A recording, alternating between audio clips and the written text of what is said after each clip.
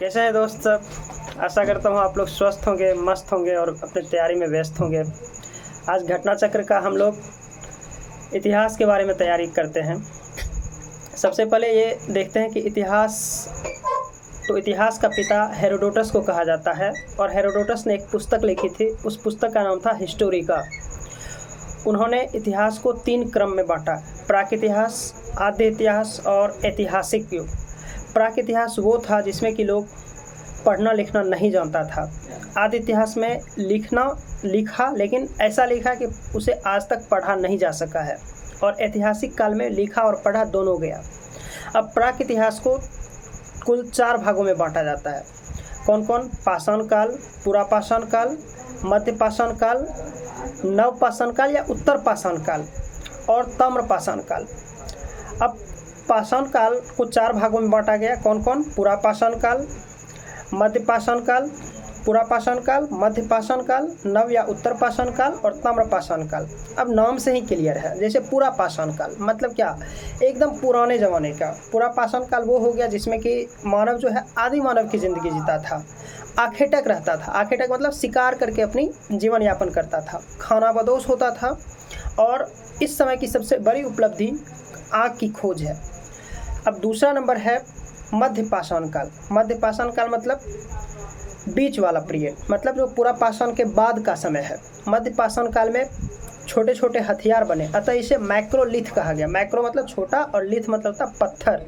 तो छोटा पत्थर मतलब छोटे पत्थर के जो औजार बने इसे मैक्रोलिथ कहा गया। और मध्य पाषाण काल में ही अंत्येष्टि कार्यक्रम शुरू हुआ। तीसरा आता नव पाषाण काल या उत्तर पाषाण काल। मतलब उत्तर पाषाण काल मतलब पाषाण काल का थोड़ा अगला हिस्सा नव पाषाण काल ये हो गया। इसमें क्या क्या हुआ? इसमें मनुष्य ने मतलब आदि मानव जो था उसने खेती प्रारंभ किया। कब खेती प्रारंभ किया? 7000 ईसा पूर्व, 7000 BC में खेती प्रारंभ किया। और खेती सबसे पहले कहाँ किया था? तो सुलेमान और किरथर पहाड़ी के बीच में। यह कहाँ पड़ता है? तो ये वर्तमान समय में पाकिस्तान में पड़ता है। पाकिस्तान के मेहरगढ़ प्रांत में सुलेमान और किरथर पहाड़ी के बीच में किया था। सबसे पहले कौन चीज़ की खेती किया था? जौ की किया था और गेहूं की किया था। एक बात ध्यान देना, अगर पूछेगा चावल की खेती सबसे पहले कहाँ किया था तो उसका उत्तर होगा कोल्हाडीवा में किया था। इसी समय में मतलब नव पाषाण काल में ही या उत्तर पाषाण काल में ही मानव ने कुत्ता पाला, अस्थाई आवास किया। अस्थाई आवास मतलब घर बना के रहने लगा। मनका की खोज किया और पहिया की भी खोज हुई थी। मतलब क्या? धीरे धीरे हमारी सभ्यता जो है आगे की ओर बढ़ रही है। और चौथा आता है ताम्र पाषाण काल। मतलब नाम से ही क्लियर है, ताम्र मतलब तांबा। तो इस समय में तांबा की खोज सबसे महत्वपूर्ण खोज थी। ये हो गया। अब दूसरा मतलब इतिहास का दूसरा पड़ाव आता है जिसमें कि आद्य इतिहास होता है। इसमें क्या था? इसमें लिखा तो गया लेकिन ऐसा लिखा मतलब ऐसी लिखावट लिखी जिसे कि आज तक नहीं पढ़ा गया। इसको 3 भागों में बांटा जाता है। कौन कौन? पहला होता है सिंधु सभ्यता, फिर दूसरा होता है कांसा और तीसरा होता है हड़प्पा सभ्यता। सिंधु सभ्यता के बारे में, सिंधु सभ्यता का खोज किसने किया था और नामकरण किसने किया?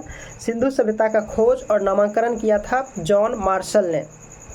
और सिंधु सभ्यता की प्रथम खुदाई किसने की थी? दयाराम साहनी ने की थी। दयाराम साहनी ने। सिंधु सभ्यता का आकार त्रिभुजाकार था और इसका चौहद्दी क्या था? इसका चौहद्दी देखिए, इसके चौहद्दी के लिए एक ट्रिक देते हैं। जैसे कि एक गणित जब हम पढ़ते हैं तो उसमें सम आता है। सम मतलब जोड़, और जोड़ का अंग्रेजी क्या होता है? ऐड। तो 100 मौसम और AD add, A double D नहीं देना है, AD 100 मौसम। 100 से क्या होगा? सुत का गेंडोर। ये किधर हो जाएगा? ये पश्चिम दिशा में, सिंधु सभ्यता के पश्चिम बगल में सुत का गेंडोर। अब आते हैं सिंधु सभ्यता के उत्तर में कौन था? तो सिंधु सभ्यता के उत्तर में मोसे मांदा। अब इसको याद कैसे रखेंगे? तो जब भी हम वर्तमान समय में जब भी हम लिखते हैं तो कहाँ से लिखते हैं? हम लिखना प्रारंभ करते हैं बायां से दायां प्रारंभ करते हैं, मतलब क्लॉकवाइज डायरेक्शन में लिखते हैं। तो 100 से सुतकैंगडोर मतलब जहाँ से लिखना प्रारंभ किए, फिर मौ से मांदा ऊपर गए, फिर इस बगल आएंगे, नीचे आएंगे, मतलब क्लॉकवाइज डायरेक्शन में आएंगे, 45 डिग्री पे हम आते जाएंगे। तो फिर ए से हो गया आलमगीर, ये सिंधु सभ्यता के किस दिशा में? आलमगीरपुर। तो सिंधु सभ्यता के पूरब दिशा में। और सिंधु सभ्यता के दक्षिण दिशा में कौन? तो सिंधु सभ्यता के दक्षिण दिशा में डी से दायमाबाद, डी से दायमाबाद हो गया। अब कभी कभी प्रश्न ये पूछ देता है कि किस नदी के पर कौन सा शहर, मतलब किस नदी के किनारे कौन सा शहर बसा हुआ था? इसका भी ट्रिक है। इसका ट्रिक क्या है? ट्रिक याद रखना, डच है पर भारत में नहीं। डच है पर भारत में नहीं, इसमें भारत में नहीं साइलेंट रहेगा। डच है पर, मेन ट्रिक यही हुआ, डच है पर। डॉ से क्या हो जाएगा? डॉ से हो जाएगा दास्क नदी। दास्क नदी जो कि सुतका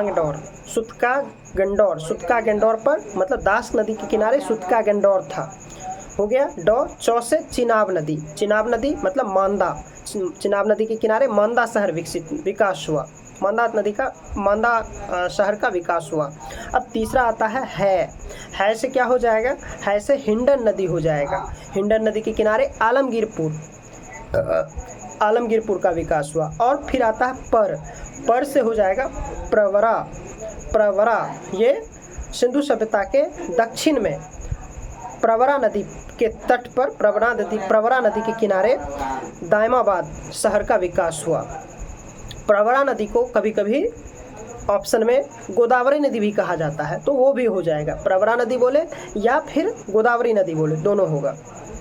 अब हम कुछ और टॉपिक लेते हैं। सिंधु सभ्यता कैसी थी? मातृदेवी थी, मतलब मातृदेवी की पूजा की जाती थी। और देवताओं में सबसे प्रिय देवता पशुपति शिव थे। समाज कैसा था? मातृसत्तात्मक था। और परिवार समतावादी परिवार था। व्यवसाय क्या था?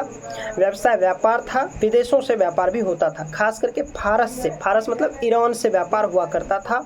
अर्थव्यवस्था कृषि थी और कपास की खोज हुई थी इस समय में।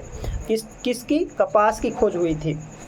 अब सिक्का की बात करते हैं, तो इसमें सिक्का टेराकोटा हुआ। टेराकोटा मतलब मिट्टी से, पकी हुई मिट्टी के जो सिक्के बनाए गए उसे टेराकोटा कहा जाता है। इसमें मोहर सेलखरिया की होती थी, सेलखरिया मोहर।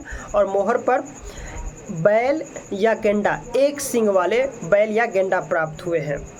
शेर और गाय का कहीं भी चर्चा नहीं किया गया है। बर्तन किस थे? तो बर्तन पक्की मिट्टी के होते थे और लाल रंग के होते थे। पकी हुई मिट्टी के बर्तन मिले हैं जो कि लाल रंग के थे। धातु कांसा धातु मिला है, मतलब कांसा धातु सिंधु सभ्यता से प्राप्त हुआ है, इसीलिए सिंधु सभ्यता को कांस्य युगीन सभ्यता भी कहा जाता है। अच्छा, सिंधु सभ्यता ग्रामीण थी या शहरी थी? तो सिंधु सभ्यता शहरी सभ्यता थी। नगर नियोजन प्रणाली था। इसमें सड़कें और गलियां थी। सड़कें एक दूसरे को समकोण पर काटती थी। इसमें ढकी हुई नालियां थी। सड़कें पश्चिम से पूरब या पूरब से पश्चिम हुआ करता था। ऐसा क्यों था? काफ़ी सोच विचार के उस समय बनाया गया था। कभी भी हवाएं चलेंगी तो या तो वो पश्चिम से पूरब चलेगी या फिर पूरब से पश्चिम चलेगी। और सड़क भी अगर वैसे ही रहेगी तो हवा चलने के बाद सड़कें जो है स्वतः साफ हो जाया करेगी, मतलब सफाई का विशेष ख्याल रखा गया। सड़कें पश्चिम से पूरब या पूरब से पश्चिम हुआ करता था। अब लिपि इसमें कैसी होती थी? लिपि भावचित्रात्मक लिपि होती थी। सिंधु सभ्यता में कुछ नगर, सिंधु सभ्यता में कौन कौन से नगर आए? सिंधु सभ्यता में जैसे कि हड़प्पा नगर की खोज किसने किया था? खुदाई किसने किया था? दयाराम साहनी ने 1921 में किया था। इसमें रावी नदी के किनारे था। और इसमें क्या क्या प्राप्त हुआ?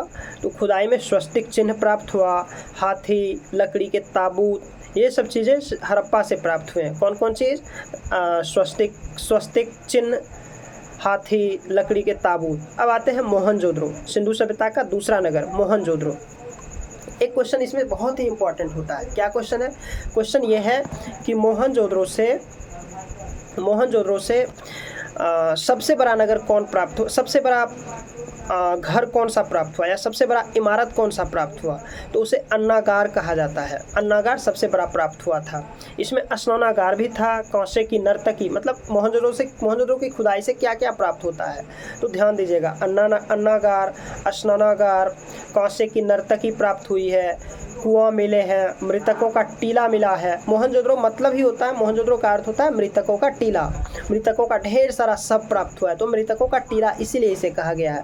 पशुपति शिव के साक्ष्य जो है प्राप्त हुए हैं। सिंधु नदी के किनारे ये मोहनजोदड़ो जो था सिंधु नदी के किनारे था। कपास की खेती हुई। अब आते हैं चाहुंदरो पे। तीसरा शहर कौन प्राप्त हुआ? चाहुंदरो। चाहुंदरो जो है इसमें मतलब जैसे कि महिलाओं के बिंदी, चूड़ी, जितने भी मतलब उन महिलाओं के मेकअप के सामान होते हैं वे सब प्राप्त हुए हैं। उसके अलावा जो है चाहुंदरो जो था एक औद्योगिक नगर था, सिंधु नदी के किनारे था। इसमें अलंकृत ईंटें प्राप्त हुई है। और सबसे बड़ी बात जो ये दुर्ग विहीन शहर था, मतलब सिंधु सभ्यता में जितने भी नगर प्राप्त हुए हैं वे चारों ओर से बड़े बड़े किले से घिरे हुए थे, लेकिन चाहुंदरो किले से घिरे हुए नहीं थे। इसके अलावा एक बिल्ली का पीछा करते हुए कुत्ते के पैर के निशान प्राप्त हुए, मतलब बिल्ली के पिछले पंजे के और कुत्ता के अगले पंजे के निशान प्राप्त हुए हैं। चौथा शहर आता बनवाली। बनवाली में टेढ़ी मेढ़ी सड़कें प्राप्त हुई है। और ये कहाँ पड़ता है? तो ये वर्तमान हरियाणा में, वर्तमान हरियाणा राज्य में बनवाली है। अब पांचवा आता है कालीबंगा। कालीबंगा में चूरी मिला। कैसे याद रखेंगे? बंगा लगा हुआ है अंतिम में, और चूरी का अंग्रेजी क्या होता है? बेंगल। तो याद करने का अच्छा ट्रिक है, बंगा बेंगल। कालीबंगा से चूरी मिले हैं। और ये वर्तमान में किस राज्य में है? तो राजस्थान में है। यहाँ पर खेती करने के भी साक्ष्य मिले हैं, हल मिले हैं, अलंकृत ईंटें मिली है। छठा शहर आता है सुरकोटदा। सुरकोटदा, इसमें बंदरगाह और घोड़ा मिला है। बंदरगाह और घोड़ा मिला है। अब एक बात ख्याल कीजिएगा, घोड़ा जब भी हम कहें या जब भी जैसे मैंने कि पहले बताया था हाथी कहाँ पे? हड़प्पा सभ्यता में मिला। तो क्या जिंदा हाथी मिला होगा या जिंदा घोड़ा मिला होगा? नहीं ना, क्योंकि इतना दिन तक कोई कैसे रहेगा जीवित? हाथी क्या जीवित रह सकता है इतना दिन तक? घोड़ा इतना दिन नहीं ना। तो ये हमेशा जब भी मैं घोड़ा बोलूँ तो समझ जाया करो घोड़ा का अस्थि मिला है, घोड़े के कंकाल मिले हैं। जब भी मैं हाथी बोलूँ दैट मीन्स हाथी के कंकाल प्राप्त हुए हैं। सुरकोटता से बंदरगाह और घोड़ा के साक्ष्य प्राप्त हुए हैं। अब अगला शहर आता है सातवां शहर लोथल। किस नदी के किनारे? भोगवा नदी के किनारे। लोथल किस नदी के किनारे? भोगवा नदी के किनारे। यहाँ से बंदरगाह, और वो भी कौन बंदरगाह? गोदीवारा वाला बंदरगाह। दैट मीन्स गोदीवारा क्या हुआ? जहाँ पर कि बंदरगाह, जहाँ पर कि पानी वाला जहाज जो है वो बनाए भी जाते हैं। तो बंदरगाह गोदीवारा। और फारस के मोहर मिले हैं, बाट मिले हैं। बाट मतलब जिसको वर्तमान समय में मतलब तौलने के लिए प्रयोग किया जाता है। और बाट क्या था? 16 के गुनज में था, या तो 16 किलो का या फिर 32 किलो का, फिर 48 किलो का, ऐसे करके प्राप्त हुए हैं। युगल समाधान मिले हैं। युगल समाधान मतलब क्या?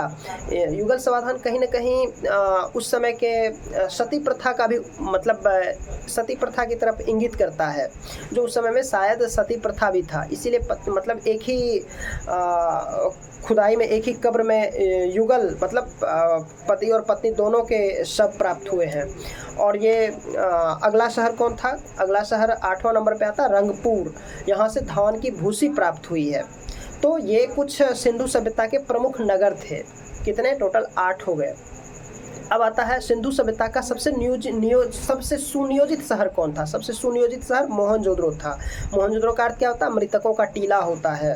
सिंधु सभ्यता का सबसे बड़ा स्थल कौन था? धौलावीरा था, जो वर्तमान में भारत में और पाकिस्तान में भी है। कुछ भाग भारत में है और कुछ भाग पाकिस्तान में है। ये सबसे बड़ा स्थल था सिंधु सभ्यता में। सबसे बड़ा सिंधु सभ्यता का भारत में सबसे बड़ा शहर कौन है? भारत में सबसे बड़ा शहर राखीगढ़ी पर होता है, जो कि हरियाणा में मिला। इसका खोज सूरज भान ने किया था। हालांकि ये इतना डीपली नहीं पूछेगा, बस इतना पूछेगा कि सिंधु सभ्यता का भारत में सबसे बड़ा शहर कौन? तो राखीगढ़ी हरियाणा हो गया।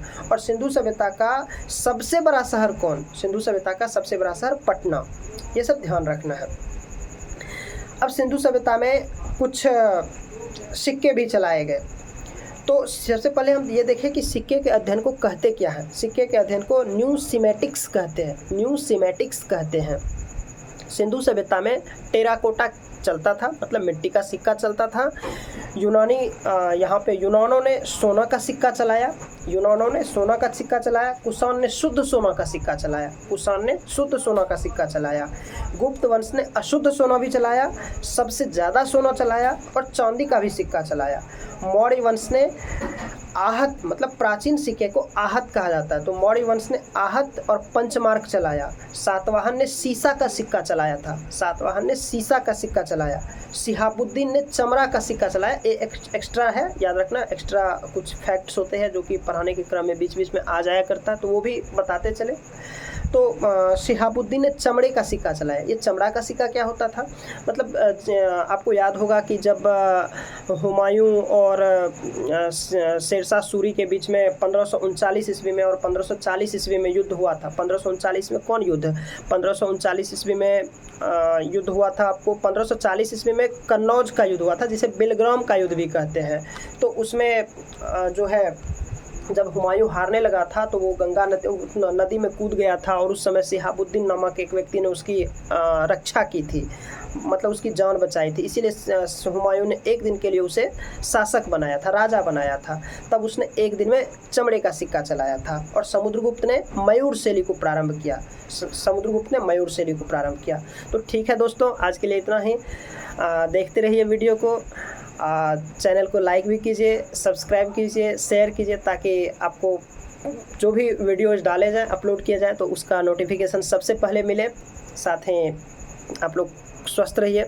शुभ रात्रि।